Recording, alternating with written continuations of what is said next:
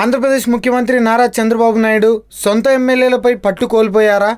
బాబుని ఎమ్మెల్యేలు నిలదీసేంత పరిస్థితికి ఏపీ రాజకీయాలు చేరుకున్నాయా అంటే అవుననే సమాధానం వినిపిస్తోంది.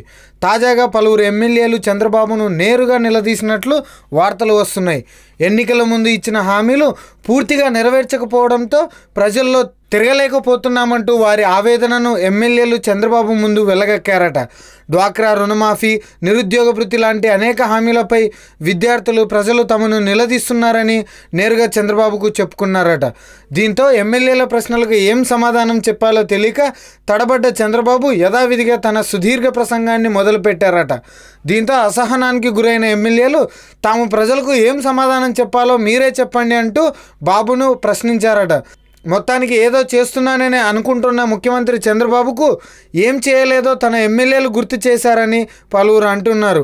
ఎప్పుడు అధికారం కోసం, పేరు ప్రతిష్టల కోసం, పార్టీ కోసం కాకుండా ఇప్పటికైనా ప్రజలకు ఏ హామీలు ఇచ్చాము, ప్రజలు ప్రభుత్వ పాలనపై ఏమనుకుంటున్నారు, ఇలాంటి వాటిపై దృష్టి సారించి ప్రజా సమస్యలు పరిష్కరించే దిశగా బాబు అడుగులు వేస్తే బాగుంటుందని రాజకీయ విశ్లేషకులు భావిస్తున్నారు. ఈ వీడియో మీకు నచ్చినట్లయితే లైక్ చేయండి, షేర్ చేయండి. మరిన్ని అప్డేట్స్ కోసం మా జనహితం టీవీని సబ్స్క్రైబ్ చేయడం మాత్రం మర్చిపోకండి.